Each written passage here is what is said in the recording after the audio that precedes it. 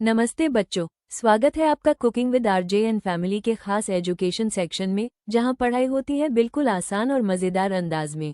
अध्याय 6, जनन के महत्वपूर्ण बिंदु। जनन वो प्रक्रम जिसके द्वारा जीव अपने जैसी संतानों की उत्पत्ति करते हैं, जनन कहलाता है। जनन जीवों का मुख्य लक्षण है, जिसके द्वारा जीवों की संख्या में वृद्धि होती है। जीवों के अस्तित्व के लिए जनन जरूरी है। जनन के द्वारा ही जीव अपनी जातियों का परिरक्षण करते हैं। जनन डीएनए प्रतिकृति एवं अन्य कोशिकीय संगठन का सृजन करता है। डीएनए का full form deoxyribo nucleic acid. जनन के प्रकार। जीवों में जनन मुख्यतः दो तरीके से संपन्न होता है। 1. अलैंगिक जनन एसेक्सुअल रिप्रोडक्शन। 2. लैंगिक जनन सेक्सुअल रिप्रोडक्शन। अलैंगिक जनन से पैदा होने वाली संतानें आनुवांशिक गुणों में ठीक जनकों के समान होती है, क्योंकि इसमें युग्मकों का संकलन नहीं होता है। इसमें जीवों का सिर्फ एक व्यष्टि भाग लेता है। इसमें युग्मक अर्थात शुक्राणु और अंडाणु कोई भाग नहीं लेते। जीवों में अलैंगिक जनन निम्नांकित कई विधियों से संपन्न होता है। 1. विखंडन फिजन। 2. मुकुलन बडिंग। 3. पुनर्जनन रीजेनरेशन। 4. बीजाणुजनन spur formation. 1. विखंडन के द्वारा ही मुख्य रूप से एक कोशिकीय जीवजनन करते हैं, जैसे अमीबा, जीवाणु, पैरामीशियम, एक कोशिकीय शैवाल, युग्लिना आदि। विखंडन की विधियों से उत्पन्न वंशजों को अनुजात कहा जाता है। विखंडन की क्रिया दो प्रकार से संपन्न होती है। आई. द्विखंडन बाइनरी फिजन। ई. बहुखंडन मल्टीपल फिजन। आई. द्विखंडन वैसा विभाजन जिसके द्वारा एक व्यष्टि से खंडित होकर दो का निर्माण होता है, उसे द्विखंडन कहते हैं। एक कोशिकीय जीव जैसे जीवाणु, bacteria, paramecium, amoeba, chlamydomonas, euglena, yeast आदि में द्विखंडन जनन की सबसे सामान्य विधि है। इस विधि में कोशिका या संपूर्ण शरीर दो बराबर भागों में विभाजन हो जाता है। ई. बहुखंडन वैसा विभाजन जिसके द्वारा एक व्यष्टि खंडित होकर अनेक व्यष्टियों की उत्पत्ति करता हो, उसे बहुखंडन कहते हैं। 2. मुकुलन एक प्रकार का अलैंगिक जनन है, जो जनक के शरीर के धरातल से कलिका फूटने या प्रवर्ध निकलने के फलस्वरूप संपन्न होता है। यीस्ट, हाइड्रा, स्पंज आदि में जनन मुकुलन द्वारा होता है। इस विधि में जीवों के शरीर से एक उभार निकलता है, जिसे मुकुल कहते हैं। 3. पुनर्जनन इस प्रकार के जनन में जीवों का शरीर किसी कारण से दो या अधिक टुकड़ों में खंडित हो जाता है तथा प्रत्येक खंड अपने खोए हुए भागों का विकास कर पूर्ण विकसित नए जीव में परिवर्तित हो जाता है। स्पाइरोगाइरा, हाइड्रा, प्लेनेरिया आदि में इस प्रकार का जनन पाया जाता है। 4. बीजाणुजनन निम्न श्रेणी के जीवों में बीजाणुजनन द्वारा बीजाणुधानियों में बनते हैं, जो अंकुरित होकर नया पौधा बनाते हैं। जीवाणु, शैवाल, कवक आदि में इस प्रकार का जनन पाया जाता है। पौधों में कायिक प्रवर्धन जनन की वो प्रक्रिया जिसमें पादप शरीर का कोई कायिक या वर्धी भाग जैसे जड़, तना, पत्ती आदि उससे विलग और परिवर्धित होकर नए पौधे का निर्माण करता, उसे कायिक प्रवर्धन कहते हैं। कायिक प्रवर्धन मुख्यतः दो प्रकार के होते हैं। आई. प्राकृतिक। ई. कृत्रिम। प्राकृतिक कायिक प्रवर्धन जड़ों द्वारा, तनों द्वारा, पत्तियों द्वारा संपन्न होता है। कृत्रिम कायिक प्रवर्धन की सामान्य विधियां हैं कलम द्वारा, रोपण द्वारा, डाब कलम द्वारा आदि। इस तरह का कायिक प्रवर्धन ऑर्किड, अंगूर, गुलाब, सजावटी पौधों सामान्यतः होता ही या ऊतक संवर्धन। इस प्रकार के कृत्रिम कायिक प्रवर्धन में स्वस्थ वांछित पौधे से ऊतक का एक छोटा तुला काटकर ले लिया जाता है। इसे किसी बर्तन में रखे पोषक पदार्थ के घोल में रखा जाता है। बाद में ये पिंड बन जनता है, जिसे कैलस सेलस कहते हैं। ऊतक प्रवर्धन कायिक प्रवर्धन का आधुनिक विधि है। इस विधि से अनेक पौधों जैसे गुलदाउदी, शतावरी, ऑर्किड आदि में नए पौधे पैदा किए जाते हैं। इस विधि से तैयार किए गए पौधों को एक पूर्वज या क्लोन कहते हैं। लैंगिक जनन की वो विधि जिसमें दो भिन्न लिंग अर्थात नर और मादा भाग लेते हैं, उसे लैंगिक जनन कहते हैं। नर युग्मक को शुक्राणु तथा मादा युग्मक को अंडाणु कहते हैं। नर युग्मक आकार में छोटा एवं साचल होता है, जबकि मादा युग्मक आकार में बड़ा एवं अचल होता है। नर युग्मक तथा मादा युग्मक का संगलन निषेचन कहलाता है। निषेचन के फलस्वरूप युग्मनज या जाइगोट का निर्माण होता है। जाइगोट विभाजित, विकसित एवं विभेदित होकर वयस्क जीव का निर्माण करता है। लिंग के आधार पर जीवों को दो वर्गों में बांटा गया है। एकलिंगी जब नर या मादा लिंग अलग अलग व्यष्टियों में पाए जाते हैं, तब ऐसे जीव एकलिंगी कहलाते हैं। जैसे पपीता, तरबूज, मनुष्य, घोड़ा, बंदर, कबूतर, मछली, मेक आदि। जो जीव केवल शुक्राणु उत्पन्न है उन्हें नर जीव कहते हैं।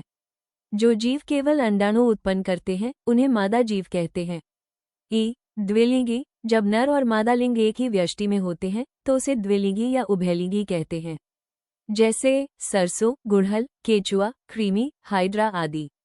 पुष्पी पौधों में लैंगिक जनन। लैंगिक जनन के लिए पुष्पी पौधों में फूल या पुष्प ही वास्तविक जनन भाग है, क्योंकि इनमें जनन अंग उपस्थित होते हैं जो जनन क्रिया के लिए आवश्यक है। पुष्प एवं इसके जनन भाग। सामान्यतः फूल एक डंठल के द्वारा तने से जुदा रहता है, जिसे वृंत कहते हैं। वृंत के सिरे पर स्थित फूला हुआ तथा चपटा भाग पुष्पासन या थैलेमस कहलाता है। एक सामान्य पुष्प के 4 भाग होते हैं। बाह्यपुंज, केलिक्स। दलपुंज, करोला।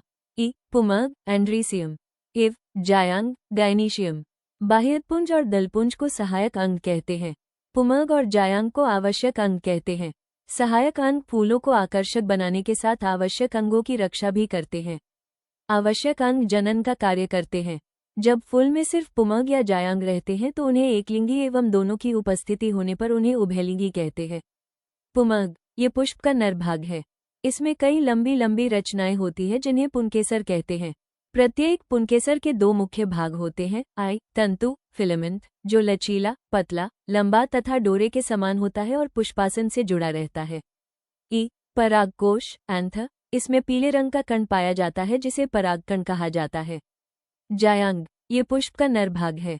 ये स्त्रीकेसर का बना होता है। स्त्रीकेसर में 3 भाग होते हैं। अंडाशय, ओवरी, ये स्त्रीकेसर का आधारीय भाग है जो पुष्पासन से जुड़ा रहता है। अंडाशय के भीतर बीजांड रहते हैं। बीजांड के भीतर भ्रूणकोश होता है जिसमें अंडाणु होते हैं। वर्तिका, स्टाइल, अंडाशय में एक पतली वृंद जैसी रचना होती है जिसे वर्तिका कहते हैं। वर्तिकाग्र, स्टिग्मा, वर्तिका के शिखर पर फूली हुई छोटी, चिपई एवं चिपचिपी रचना होती है जिसे वर्तिकाग्र कहते हैं। परागण, पॉलिनेशन, परागकणों के परागकोश से निकलकर उसी पुष्प या उस जाति के दूसरे पुष्पों के वर्तिकाग्र तक पहुंचने की क्रिया को परागण कहते हैं। यह निम्नांकित 2 प्रकार का होता है। स्वपरागण, सेल्फ पॉलिनेशन, जब एक ही पुष्प के परागकण उसी पुष्प के वार्तिकाग्र पर पहुंचते हो या उसी पौधे के अन्य पुष्प के वार्तिकाग्र पर पहुंचते हो तो इसे स्वपरागण कहा जाता है। पर परागण, क्रॉस पॉलिनेशन, जब एक पुष्प के परागकण दूसरे पौधे पर स्थित पुष्प के वर्तिकाग्र तक पहुंचते हो तो इसे पर परागण कहा जाता है। इसके लिए किसी बाहरी कारक जैसे कीट, पक्षी, मनुष्य, वायु, जल आदि की आवश्यकता होती है। निषेचन, फर्टिलाइजेशन, नर युग्मक और मादा युग्मक अर्थात शुक्राणु और अंडाणु के संयोजन को निषेचन कहा जाता है। पादप में निषेचन की क्रिया बीजांड के भीतर होती है। मनुष्य का प्रजनन तंत्र। मनुष्य एकलिंगी प्राणी है, अर्थात नर जनन अंग तथा मादा जनन अंग अलग अलग व्यक्तियों में पाए जाते हैं। इन्हीं जनन अंगों के आधार पर मनुष्य पुरुष या नारी कहलाते हैं। मानव जननांग साधारणतः लगभग 12 वर्ष की आयु में परिपक्व एवं क्रियाशील होने लगते हैं। इस अवस्था में बालक बालिकाओं के शरीर में कुछ परिवर्तन होना प्रारंभ हो जाता है। यह अवस्था किशोरावस्था कहलाती है। किशोरावस्था में होने वाले परिवर्तन जैसे कांख एवं दोनों जांघों के बीच तथा बाह्य जनन अंग के समीप बाल आने लगते हैं। त्वचा कुछ तैलीय होने लगती है। चेहरे पर फुंसियों का निकला प्रारंभ हो सकता है तथा विपरीत लिंग वाले व्यक्तियों के प्रति आकर्षक उत्पन्न होने लगता है। इस अवस्था में किशोर बालिकाओं के स्तनों में उभार आने लगता है। स्तन के केंद्र में स्थित स्तनाग्र के चरों और की त्वचा का रंग गाढ़ा होने लगता है। मासिक चक्र प्रारंभ हो जाता है। किशोर बालक में मूंछ और दाढ़ी का उगना प्रारंभ हो जाता है। वृषण में नर युग्मक शुक्राणु बनने लगते हैं। नर मैथुन अंग शिशन के आकार में वृद्धि होने लगते हैं। किशोरावस्था में होने वाले परिवर्तन की अवस्था यौवनारंभ कहलाता है। यौवनारंभ के समय शरीर में होने वाले परिवर्तन अंतःस्त्रावी ग्रंथियों द्वारा स्त्रावित हार्मोन के प्रभाव से होता है। नर जनन अंग। नर जनन अंग में 2 वृषण, कई शुक्र अपवाहिकाएं, अधिवृषण, शुक्रवाहिनी, शुक्राशय, मूत्रमार्ग तथा शिशन एवं कुछ सहायक ग्रंथियां होती है। वृषण। वृषण पुरुष का सबसे प्रमुख जनन अंग है क्योंकि नर युग्मक शुक्राणु इसी में बनते हैं। प्रत्येक पुरुष में 2 अंडाकार वृषण होते हैं जो दोनों जांघों के बीच त्वचा तथा पेशियों से बनी एक थैली में स्थित होते हैं। इस थैली को वृषण कोश स्क्रोटम कहते हैं। प्रत्येक वृषण ऊपर से तंतुमय संयोजी ऊतक के एक आवरण से ढंका होता है। प्रत्येक वृषण में कई कुंडलित नलिकाएं पाई जाती है जिन्हें शुक्रजनन नलिकाएं कहते हैं। इन्हीं नलिकाओं में शुक्राणुओं का विकास होता है। अधिवृषण वाहिनी एक लंबी नलिका है जो अत्यधिक कुंडलित और कासी हुई नलिका के रूप में वृषण के भीतर किनारे से चिपकी होती है। इस रचना को अधिवृषण कहते हैं। अधिवृषण से एक शुक्रवाहिका नामक नलिका निकलती है। अधिवृषण में शुक्राणु परिपक्व तथा सक्रिय होकर निषेचन के योग्य बनते हैं।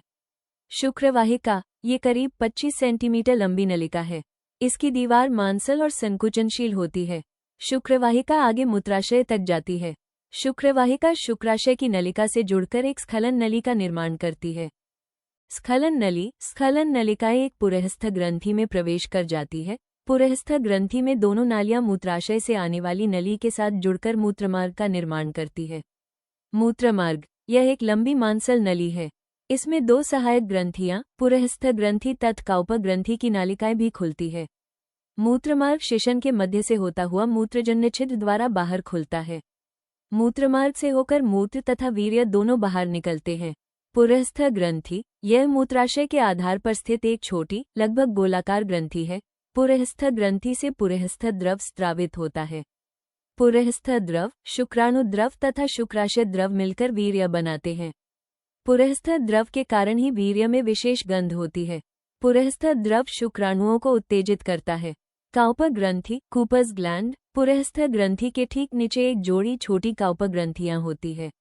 ये ग्रंथि एक क्षारीय द्रव स्रावित करती है जो मूत्रमार्ग की दीवार मूत्र के द्वारा उत्पन्न खुजलाहट और जलन से बचाता है।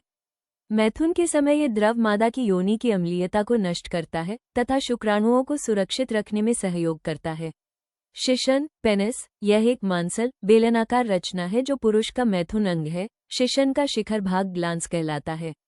ग्लांस के ऊपर त्वचा का एक ढीला आवरण प्रिप्यूस कहलाता है।